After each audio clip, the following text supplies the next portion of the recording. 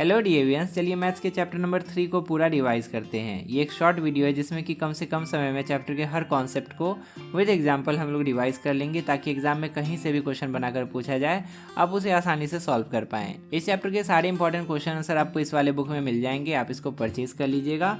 यहाँ पे view product का आइकन है, उस पर क्लिक कीजिए, आपको परचेज करने का लिंक मिल जाएगा। इसके अलावा अभी जो नोट्स हम लोग डिस्कस करेंगे उसका PDF आप हमारे वेबसाइट davguru.in से डाउनलोड कर सकते हैं। आप इसको ओपन कीजिएगा, वहाँ पे आपको डाउनलोड करने का ऑप्शन मिल जाएगा। इस चैप्टर में हमें एक्सपोनेंट्स और रेडिकल्स के बारे में पढ़ना है। बहुत ही आसान चैप्टर है, खासकर अगर आप चैप्टर 1 और 2 को रिवाइज कर लिए हैं तो ये चैप्टर तो आपको और आसान लगेगा। सबसे पहले इसमें हमें जानना है कि जीरो एक्सपोनेंट क्या होता है। जब भी हम किसी नंबर पे जीरो पावर डालते हैं ना, जीरो एक्सपोनेंट डालते हैं तो ऑलवेज आंसर में 1 ही आता है, चाहे वो नंबर कितना ही बड़ा क्यों ना हो। जीरो को छोड़ के it should not be equal to zero. जैसे कि 1000 है, 1000 पर भी अगर आप जीरो एक्सपोनेंट डाल देते तो आपको 1 ही मिलेगा। अगर आप 5000 पे भी जीरो एक्सपोनेंट डाल देते तो आपको 1 ही मिलेगा। किसी भी नंबर पे जीरो एक्सपोनेंट डाल दीजिए, आपको 1 ही मिलेगा, चाहे ये नंबर कैसा भी हो। जीरो को छोड़ के, जीरो नहीं होना चाहिए। दूसरा है नेगेटिव एक्सपोनेंट। ये क्या होता है?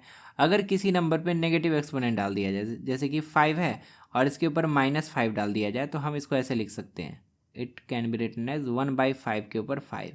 मतलब अगर किसी नंबर के ऊपर नेगेटिव एक्सपोनेंट है तो उस नंबर को आप डिनोमिनेटर में ले जाइए, न्यूमरेटर से डिनोमिनेटर में ले जाइए, तो उसका जो पावर का सिंबल है वो माइनस से प्लस हो जाएगा। आप इसका उल्टा भी कर सकते हैं, जैसे कि अगर कोई नंबर ऐसे है 1/5 के ऊपर -3 ऐसे है, तो आप इस 5 के ऊपर -3 को ऊपर ले जा सकते हैं और इसको लिख सकते हैं 5 के ऊपर +3। तो इस तरह से जब भी न्यूमरेटर से डिनोमिनेटर या डिनोमिनेटर से न्यूमरेटर में नंबर जाता है अपने पावर के साथ, तो उसके पावर का सिंबल बदल जाता है, प्लस से माइनस या माइनस से प्लस। नेक्स्ट है लॉज ऑफ एक्सपोनेंट्स। इसी पे पूरा चैप्टर बेस्ड है, इसको ध्यान से समझिएगा।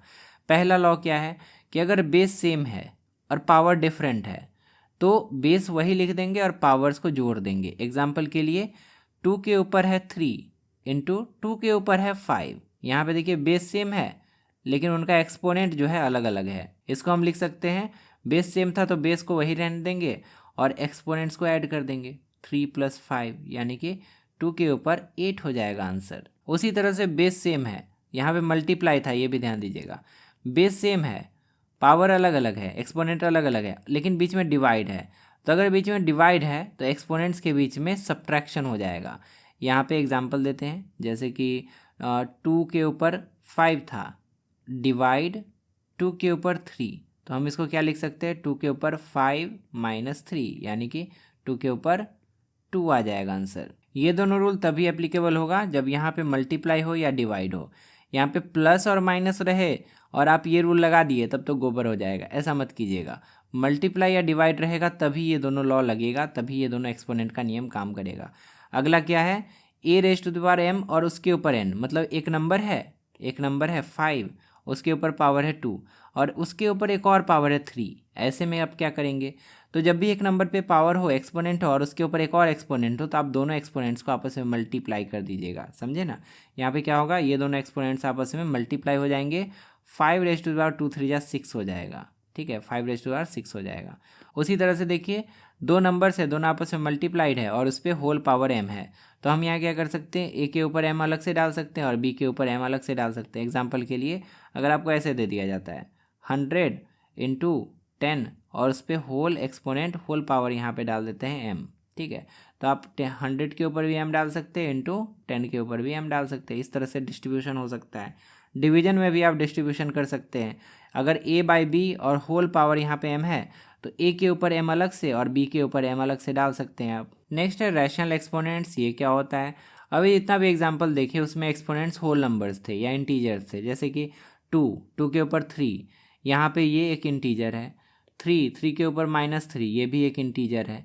तो इंटीजर के अलावा अगर रैशनल नंबर आ जाए तो उसको हम कैसे लिख सकते हैं, कैसे इंटरप्रेट कर सकते हैं, वही हमें इस टॉपिक के अंदर समझना है। अब ध्यान से देखिए, इसमें कैसा कैसा एग्जाम्पल आएगा। जैसे 5 है, 5 के ऊपर 2/3 है, तो इस तरह के एक्सपोनेंट्स को हम लोग रैशनल एक्सपोनेंट्स कहेंगे। अब ये वाला जो फॉर्म है ना, इसका अलग नाम है और इसको ऐसे भी लिखा जा सकता है, इसको हम ऐसे भी लिख सकते हैं। ध्यान से देखिएगा, 5 के ऊपर 2 और 3 यहाँ पे छोटू सा आ जाएगा, क्यूब रूट जैसे लिखते थे ना, ये क्यूब रूट बन जाएगा, 5 के स्क्वायर का क्यूब रूट बन जाएगा। तो इसी चीज़ को दो तरीक़ों से लिखा जा सकता है। इसको हम लोग कहते हैं एक्सपोनेंशियल फॉर्म और इसको हम लोग कहते हैं रेडिकल फॉर्म। ठीक है, तो एक्सपोनेंशियल फॉर्म से रेडिकल फॉर्म या रेडिकल फॉर्म से एक्सपोनेंशियल फॉर्म में बदलने के लिए आपसे बोला जा सकता है। या अगर डायरेक्टली नहीं बोला गया तो क्वेश्चन को सॉल्व करते वक्त आपको इस तरह का कन्वर्जन करना पड़ सकता है। इस तरह से कन्वर्ट करने के लिए आपको सिंपली ये दो चीज़ याद रखना है। न्यूमरेटर जो होता है वो पावर रहता है और डिनोमिनेटर जो रहता है वो रूट बन जाता है। यहाँ पे जैसे देखिए 2/3 था ना, 2 न्यूमरेटर था तो 2 पावर के रूप में रह गया और 3 डिनोमिनेटर था तो 3 यहाँ पे रूट के पास आ गया। तो इस तरह से हम लोग इसको इसमें कन्वर्ट कर सकते हैं। उल्टा भी करने बोले तो उल्टा भी कर सकते हैं। 2 आपका पावर है तो ये न्यूमरेटर की जगह पे चल जाएगा और 3 यहाँ पे रूट के पास है तो ये डिनोमिनेटर में चला जाएगा। तो 5 के ऊपर 2/3 आप इसको लिख सकते हैं। उसी का जनरल फॉर्म यहाँ दिया है कि अगर एक नंबर है ए और उसके ऊपर m/n एक्सपोनेंट के रूप में लिखा गया है तो आप इसको रेडिकल फॉर्म में कैसे लिख सकते हैं। न्यूमरेटर यहाँ पे m है तो a के ऊपर m रह जाएगा और डिनोमिनेटर n है तो n यहाँ पे चला जाएगा इंडेक्स में। ठीक है, इसको इंडेक्स कहते हैं। तो इस तरह से हम लोग लिख सकते हैं, कन्वर्ट कर सकते हैं। अब एक स्पेशल केस है जिसमें कि यहाँ पे न्यूमरेटर जो है 1 है ना, a के ऊपर 1/n है तो इसको रेडिकल फॉर्म में फिर कैसे लिखेंगे। हम लिखेंगे √a, ऊपर में 1 था, न्यूमरेटर में 1 था तो पावर में 1 लिखिए या नहीं लिखिए बात बराबर है। और यहाँ पे डिनोमिनेटर में n था तो यहाँ तो n लिखना ही पड़ेगा। तो आप इसको ऐसे लिख सकते हैं √n nth root of a, इस तरह से आप इसको लिख सकते हैं। ये सारे एग्जाम्पल्स है जिसमें कि हमें रेडिकल फॉर्म में कन्वर्ट करना है। 7 के ऊपर 1/2 था तो हम क्या लिख सकते हैं √7 और उसके ऊपर 1 और नीचे डिनोमिनेटर वाला यहाँ आता है, पता है ना, तो हम इसको लिख सकते हैं √2 और यहाँ पे इंडेक्स 2 हो जाएगा और यहाँ पे 7 हो जाएगा। तो अगर यहाँ 2 रहता है तो उसको नहीं भी लिखते हैं तो भी चलता है, √7 ये हो जाएगा, इसीलिए डायरेक्टली यहाँ पे √7 लिखा गया है। यहाँ 2 रहेगा तो नहीं भी लिखेंगे तो भी चलेगा, 3 रहे 4 रहे 5 रहेगा तो वो आपको लिखना पड़ेगा। उसी तरह से देखिए यहाँ पे 1/3 है तो हम इसको क्या लिखेंगे 21, उसके अंदर रूट 1 पावर है, न्यूमरेटर में 1 है तो लिखिए या ना लिखिए बात बराबर है, और डिनोमिनेटर में 3 है तो यहाँ 3 आ जाएगा तो हो गया। इस तरह से रेडिकल फॉर्म में आप कन्वर्ट कर सकते हैं। और उल्टा करना पड़े, रेडिकल से एक्सपोनेंट बनाना पड़े तो क्या करेंगे, 5 के ऊपर 3 था उसके ऊपर 5 इंडेक्स वाला रूट था तो यहाँ पे क्या करेंगे 5, यहाँ पे लिखेंगे 5 और उसके ऊपर 3 जो था और जो रूट के पास था वो यहाँ पे डिनोमिनेटर में चला आएगा। तो इस तरह से इसको लिख सकते हैं। अब इसको कैसे सॉल्व करेंगे, यहाँ पे तो √17 का स्क्वायर दिया गया है, इसको कैसे एक्सपोनेंशियल फॉर्म में लिखेंगे। तो ध्यान से देखिए यहाँ पे कोई नंबर नहीं है तो यहाँ 2 होगा ना, हम आपको बताया ना कि कोई नंबर यहाँ नहीं होता है तो 2 होता है। अब आप इसको कैसे एक्सपोनेंशियल फॉर्म में लिखेंगे, 17 के ऊपर 2 था तो 2 तो न्यूमरेटर बन जाएगा और डिनोमिनेटर में जो रूट के पास था वो आ जाएगा यानी कि 2। अब 2/2 यानी कि आप इसको लिख सकते हैं 17 के ऊपर 1 यानी कि 17 आपका आंसर हो जाएगा डायरेक्टली, वही यहाँ पे लिखा है। अब इस वाले एक्सप्रेशन को देखिए, इससे रिलेटेड क्वेश्चन पूछे जा सकते हैं। इसमें क्या है कि a के ऊपर m/n है तो आप इसको दो तरह से लिख सकते हैं। a के ऊपर m/n का मतलब क्या हुआ कि आप इसको m × 1/n लिख सकते हैं ना। अब जब पावर आपस में मल्टीप्लाइड हों, एक्सपोनेंट्स आपस में मल्टीप्लाइड हों तो आप इसको पावर के ऊपर पावर के फॉर्म में लिख सकते हैं, यानी कि a के ऊपर m और उसके ऊपर 1/n लिख सकते हैं ना। या इसको आप ऐसे भी लिख सकते हैं कि a के ऊपर 1/n और उसके ऊपर m, क्योंकि हमने पढ़ा था कि अगर a के ऊपर m हो और उसके ऊपर n हो तो ये दोनों आपस में मल्टीप्लाई हो जाता है, a के ऊपर mn बन जाता है ना। तो वही कॉन्सेप्ट तो यहाँ भी अप्लाई होगा ना, यहाँ भी ये दोनों आपस में मल्टीप्लाई हो जाएंगे, यहाँ भी ये दोनों आपस में मल्टीप्लाई हो जाएंगे और अल्टीमेटली इतना ही हमें मिल जाएगा। इसलिए इसको हम लोग दो तरह से लिख सकते हैं, ऐसे भी और ऐसे भी। अब इस कॉन्सेप्ट का यूज़ करके इस तरह के क्वेश्चन सॉल्व किए जा सकते हैं, जैसे कि है 125 और इसके ऊपर है 2/3 है ना।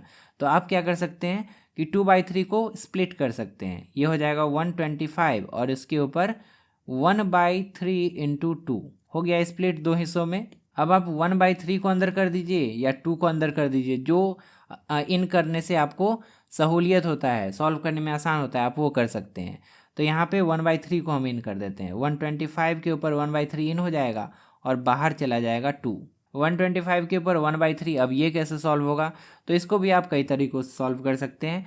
सबसे आसान तरीका है, क्योंकि आपने अभी क्यूब रूट निकालना सीखा है, तो ये जो 1/3 है आप इसको रेडिकल फॉर्म में लिख सकते हैं 3 इंडेक्स के साथ 125 है ना, और इसके ऊपर फिर स्क्वायर करना है। 125 का क्यूब रूट 5 होता है, आपको पता है, यहाँ पे क्यूब रूट ही तो निकल रहा है ना, तो ये 5 होता है तो आप लिख देंगे 5 और उसके ऊपर स्क्वायर था ही, अब 5 का स्क्वायर 25 हो जाएगा। तो अल्टीमेटली इस तरह से आपको आंसर मिल जाएगा 25। यहाँ से आप एक और चीज़ कर सकते थे, यहाँ से आप एक और ऑप्शन था आपके पास कि 125 के ऊपर 1/3 है ना, तो 125 को आप लिख सकते हैं ना कि 5 × 5 × 5, 5 का क्यूब। तो हम यहाँ पे 5 का क्यूब लिख देते हैं 125 को, 5 का क्यूब। उसके ऊपर था 1/3 था ना, और उसके ऊपर था क्या, उसके ऊपर था 2। तो देखिए पावर के ऊपर पावर और उसके ऊपर भी पावर आ गया। तो पहले तो ये दोनों मल्टीप्लाई होगा तो 3 और 1/3 मल्टीप्लाई होके 1 हो जाएगा, मतलब 5 के ऊपर 1 और इसके ऊपर तो 2 था ही। अब ये दोनों भी आपस में मल्टीप्लाई होके 5 के ऊपर 2 बन जाएगा होगा, और अल्टीमेटली 25 ऐसे भी आ जाएगा। तो आप कॉन्सेप्ट्स को बस सीखिए, आप अप्लाई कैसे भी कीजिएगा, अल्टीमेटली घुमा फिरा के आपका उतना ही आंसर आएगा। इसको हम एक और तरीके से बना के बता देते हैं। हमें यहाँ पे 8 के ऊपर 4/3 पावर डालना है, तो इसको कैसे सॉल्व किया जा सकता है। हमें पता है कि 8 को लिखा जा सकता है 2 का क्यूब, और 2 का क्यूब के ऊपर 4/3 पावर डाल देंगे। अब एक्सपोनेंट के ऊपर एक्सपोनेंट रहता है तो दोनों को मल्टीप्लाई कर देते हैं, ये तो आपको पता है। तो यहाँ पे हो जाएगा 2 के ऊपर 3 × 4/3। अब देखिए ये 3 ख़त्म हो गया, अल्टीमेटली हमें 2 के ऊपर 4 मिल गया, और 2 के ऊपर 4 का मतलब क्या हुआ, 2 2 जा 4 और 4 4 जा 16, यानी कि 16। यहाँ पे भी देखिए 16 ही आया है। तो इस तरह से आप कैसे भी सॉल्व करें, जो भी कॉन्सेप्ट लगाएं, अल्टीमेटली आंसर सेम ही आने वाला है। अब देखिए नेगेटिव रैशनल नंबर अगर एक्सपोनेंट के रूप में है तो फिर कैसे सॉल्व करेंगे। इसका एग्जाम्पल यहाँ पे है, 27 के ऊपर दे दिया है -2/3, 27 के ऊपर है -2/3, तो इसको प्लस कैसे बनाएंगे। इसको अगर हम डिनोमिनेटर में लेके चल जाए तो प्लस बन जाएगा ना, 27 के ऊपर हो जाएगा 2/3, अब तो प्लस बन गया ना। अब सॉल्व कर देंगे जैसे हमने पिछले वाले क्वेश्चन को सॉल्व किया था।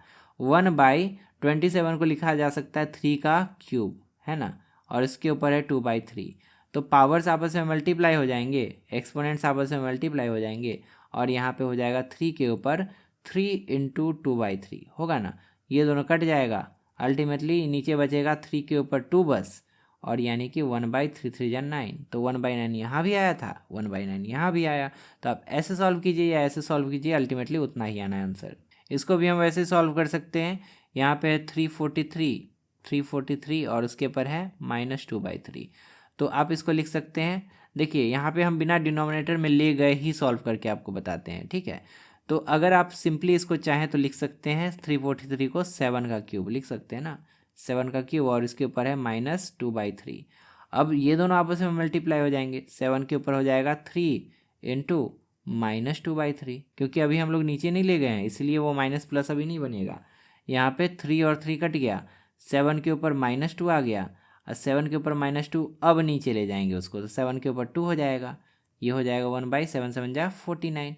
तो इस तरह से सॉल्व करने के बाद भी आप न्यूमरेटर से डिनोमिनेटर में ले जा सकते हैं, और अल्टीमेटली आपका आंसर उतना ही आएगा। और कुछ एग्जांपल्स करते हैं जिसमें कि अभी तक जो कॉन्सेप्ट पढ़े उसका यूज़ किया जा सकता है। जैसे कि देखिए हम लोग लॉज ऑफ एक्सपोनेंट पढ़े थे ना, उसका यूज़ करके इसको बनाया जा सकता है। यहाँ पे ये एक नंबर है, ये एक नंबर है, दोनों जगह सेम नंबर दिख रहा है, तो बेस सेम है, एक्सपोनेंट डिफरेंट है, और बीच में मल्टीप्लाई है। तो ऐसे में हम लोग क्या करते हैं, एक लॉ हम लोग पढ़े थे कि ए के ऊपर एम हो इंटू ए के ऊपर ही एन हो, बेस सेम एक्सपोनेंट अलग, तो हम लोग क्या करते हैं, ए डाल देते हैं, बेस वही लिख देते हैं, और m + n कर देते हैं, तो वही यहाँ पे करेंगे।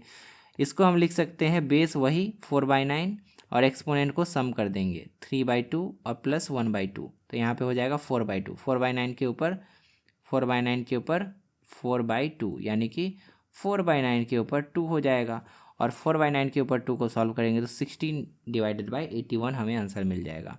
तो इस तरह से लॉज ऑफ एक्सपोनेंट का यूज़ करके ऐसा ऐसा क्वेश्चन सॉल्व किया जा सकता है। एक और एग्जांपल है जिसमें कि वेरीफाई करना है कि ये और ये आपस में बराबर है, इसको भी सॉल्व करेंगे तो उतना ही आएगा, इसको भी सॉल्व करेंगे तो उतना ही आएगा। तो देखिए यहाँ पे हुआ क्या है, यहाँ पे दो नंबर्स आपस में मल्टीप्लाइड हैं और उस पर होल एक्सपोनेंट 2/3 डला हुआ है, और हम लोग पढ़े थे कि अगर दो नंबर्स आपस में मल्टीप्लाइड है और होल एक्सपोनेंट है तो हम लोग एक्सपोनेंट्स को डिस्ट्रीब्यूट कर सकते हैं, इस पे भी 2/3 आ जाएगा, इस पे भी 2/3 आ जाएगा। लेकिन अगर यहाँ प्लस होता तो ऐसा नहीं कर सकते थे, माइनस होता तो भी ऐसा नहीं कर सकते थे, केवल मल्टीप्लाई और डिवाइड में ही ऐसा कर सकते हैं। ये तो हमें पता चल गया कि ये दोनों इक्वल ही होगा, लेकिन हम वेरीफाई भी कर सकते हैं। पहले इसको सॉल्व कर लेंगे, फिर इसको सॉल्व कर लेंगे। इसको सॉल्व करने के लिए पहले 64 के ऊपर 2/3 डालेंगे। कैसे सॉल्व होगा, 64 के ऊपर 2/3 है तो 64 को लिख सकते हैं 4 का क्यूब, और इसके ऊपर 2/3 है तो ये 3 3 कट जाएगा, और 4 का स्क्वायर बचेगा, तो 4 का स्क्वायर होता है 16, तो यहाँ पे 16 आया है। उसी तरह से इसको सॉल्व करेंगे तो 9 आएगा, 16 इंटू 9 144। अब RHS को देखिए, इसमें पहले हमें इन दोनों को मल्टीप्लाई करना है, फिर जाकर 2/3 इसके ऊपर एक्सपोनेंट डालना है। मल्टीप्लाई इन दोनों को कीजिए, 1728 आपको मिल जाएगा, उसके ऊपर 2/3 को डालना है आपको, तो 1728 इसके ऊपर 2/3 एक्सपोनेंट डालना है, 2/3। हमें पता है 1728 होता है 12 का क्यूब। ये सब आपको याद रखना होगा कि कौन किसका क्यूब होता है। कम से कम 1 से लेकर 10 तक का क्यूब आप याद रखिएगा, और 1 से लेकर 20 तक का स्क्वायर आप याद रखिएगा, ये दोनों बहुत इंपॉर्टेंट है। तो 12 का क्यूब हो गया 1728, और उसके ऊपर 2/3 है, ये 3 कट जाएगा, बचेगा 12 के ऊपर 2 यानी कि 144। तो ऐसे भी सॉल्व करने से 144, ऐसे भी सॉल्व करने से 144, LHS equal to RHS verified. एक और एग्जांपल देखिए, इसमें हमें सिंप्लीफाई करना है 6 के ऊपर 1/2 इंटू 6 के ऊपर 3/2। तो यहाँ पे बेस सेम है, बेस सेम है तो बेस वही रह जाएगा, पावर आपस में ऐड हो जाएगा, 1/2 प्लस 3/2 यानी कि पावर हो जाएगा 6 के ऊपर 4/2। अल्टीमेटली 6 के ऊपर 2 मिलेगा, यानी कि 36 हमारा आंसर हो जाएगा। एक और एग्जांपल है 3 इंटू 16 के ऊपर 3/4। अब 16 के ऊपर 3/4 इसको सॉल्व करना पड़ेगा, तो 3 इंटू 16 को लिख सकते हैं 2 के ऊपर 4, और इसके ऊपर है 3/4, तो ये 4 कट जाएगा, और उसके बाद बचेगा 3 इंटू 2 के ऊपर 3, यानी कि 3 इंटू 2 के ऊपर 3 तो 8 होता है, तो 3 8 या 24 आ जाएगा आंसर, तो वही यहाँ पे आया हुआ है। इस एग्जाम्पल को देखिए, ऐसा भी पूछा जा सकता है कि एक पॉइंट वाला नंबर दे दिया, उसके ऊपर रैशनल नंबर दे दिया एक्सपोनेंट के रूप में, और सॉल्व करने बोल दिया, तो क्या करेंगे, सिंपली हम लोग क्या करेंगे कि सबसे पहले ये जो पॉइंट वाला नंबर है उसको फ्रैक्शन में कन्वर्ट कर देंगे, हमारे लिए आसान रहेगा। तो ये जो पॉइंट वाला नंबर है जब फ्रैक्शन में लिखा जाएगा तो ऊपर तो 64 आ जाएगा, नीचे में पॉइंट के बदले में 1 आएगा, और उसके बाद 6 डिजिट है, तो यहाँ पे 1 2 3 4 5 6, यहाँ पे 6 बार 0 हमें पुट कर देना है, और इसके ऊपर है 5/6, है ना, इसके ऊपर है 5/6। अब इस 6 को हमें ख़त्म करना है, तो इन दोनों को हमें 6 के एक्सपोनेंट के रूप में लिखना पड़ेगा। 64 को लिखा जा सकता है 2 के ऊपर 6, और 1 और उस पर 6 टाइम 0 है, तो इसको लिख सकते हैं 10 के ऊपर 6, हो गया ना, और इसके ऊपर था 5/6। ठीक, अब देखिए 2 के ऊपर 6 है, नीचे 10 के ऊपर भी 6 है, तो हम लिख सकते हैं 2/10, और उसके ऊपर होल 6 लिख सकते हैं ना, और इसके ऊपर 5/6 तो ऑलरेडी है ही। अब एक एक्सपोनेंट के ऊपर भी एक्सपोनेंट हो गया, तो दोनों आपस में मल्टीप्लाई होगा, जब दोनों मल्टीप्लाई होगा तो हमें मिल जाएगा 2/10, और उसके ऊपर मिल जाएगा कितना, 2/10 के ऊपर 6 इंटू 5/6 यानी कि 5 बच जाएगा बस। अब 2/10 के ऊपर 5 है, आप इसको सॉल्व करेंगे तो 2 के ऊपर भी 5 जाएगा, 10 के ऊपर भी 5 जाएगा, मतलब 2 के ऊपर 5 यानी कि 32, 10 के ऊपर 5 यानी कि 1 और उस पर 5 0, 32 बाई इतना आ गया, और इसको डिवाइड करेंगे तो 0.00032, यही आपको आंसर मिल जाएगा। नेक्स्ट है एक्सपोनेंशियल इक्वेशंस। इसमें आपको इस तरह का क्वेश्चन पूछा जा सकता है, जैसे कि 7 के ऊपर x है, 7 के ऊपर x इज इक्वल टू 343। यहाँ पे एक तरह से आपसे ये पूछा जा रहा है कि 7 के ऊपर कितना हम पावर डाल दें ताकि 343 आ जाए। यहाँ पे 1 डाला जाए या 2 डाला जाए या 3 डाला जाए, यही आपसे पूछा जा रहा है। तो आप क्या करेंगे, दोनों तरफ के बेस को पहले सेम करेंगे। इधर का बेस क्या है, 7 है, इधर भी आपको एक्सपोनेंशियल फॉर्म में ऐसे लिखना है कि बेस 7 ही आ जाए। अब देखिए इधर तो 7 raised to the power x है ही, इधर अगर हम लिखना चाहे एक्सपोनेंशियल फॉर्म में तो इसको हम लिख सकते हैं 7 के ऊपर 3 लिख सकते हैं ना। अब देखिए बेस दोनों तरफ अगर सेम हो गया और दोनों वैल्यूज़ अगर आपस में बराबर हैं तो उसका एक्सपोनेंट भी सेम होना चाहिए ना। मतलब हम सिंपली लिख सकते हैं कि x should also be equal to 3। X का वैल्यू कितना आ गया, 3 आ गया। मतलब यहाँ पे x के जगह पे आप 3 ही डालेंगे तभी LHS और RHS बराबर होगा। तो इस तरह से हम लोग x का वैल्यू निकाल सकते हैं। दूसरा एग्जाम्पल देखिए, दूसरे एग्जाम्पल में हमें एक इक्वेशन दिया है। इक्वेशन कुछ ऐसा है कि 2x माइनस 3 इज इक्वल, नहीं 2x नहीं है, 2 raised to the power x है, 2 raised to the power x minus 3 is equal to 1।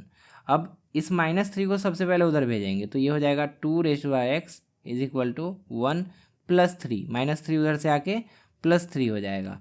तो 2 raised to the power x equal to कितना हो गया, 4 हो गया। अब देखिए इधर भी एक एक्सपोनेंशियल फॉर्म में लिखा है कुछ, और इधर भी हमें एक्सपोनेंशियल फॉर्म में ही लिखना पड़ेगा तभी सॉल्व होगा। ठीक है, तो इधर 2 raised to the power x है तो इधर भी लिख सकते हैं 2 raised to the power 2। अब बेस सेम हो गया तो एक्सपोनेंट के भी सेम होना पड़ेगा, यानी कि x इक्वल टू 2 हमें मिल गया, है ना, इससे हमें मिल गया x इक्वल टू 2। तो इसी तरह से इस तरह के जितने सारे क्वेश्चन आएंगे उसको सॉल्व किया जा सकता है। अब यहाँ पे रेडिकल फॉर्म में लिखा गया है, किसको क्या कहते हैं आपको याद रखना है। यहाँ जो n रहता है उसको हम लोग इंडेक्स कहते हैं, और ये जो अंदर में a है इसको हम लोग रेडिकेंड कहते हैं। इसको जब एक्सपोनेंशियल फॉर्म में लिखा जाएगा तो यहाँ पे ये हो जाएगा a⁻1/n। ये जो 1 था ये इस पर जो था वही रह गया, और n जो था यहाँ पे इंडेक्स वो यहाँ पे डिनोमिनेटर बन गया। तो ये हम आपको पहले भी बताया, वही चीज़ यहाँ पे बताया गया है। जितना सारा कॉन्सेप्ट हम लोग सीखे उसमें से जो जो इम्पोर्टेंट फार्मूला है उसका शीट यहाँ पे है, आप इसको नोट डाउन कर लीजिएगा। और हर फार्मूला से रिलेटेड 1-2 क्वेश्चन आप जरूर रिवाइज कर लीजिएगा ताकि एग्जाम में आप फंसे ना। आपको सॉल्व करने के लिए हम कुछ क्वेश्चंस का सेट भी दे दिए हैं। पहला है कॉन्सेप्चुअल क्वेश्चंस का सेट, आप इनको बना लीजिएगा। उसका बाद दूसरा सेक्शन यहाँ पे है सेक्शन बी, न्यूमेरिकल क्वेश्चंस का सेट, आप इन सबको सॉल्व कर लीजिएगा।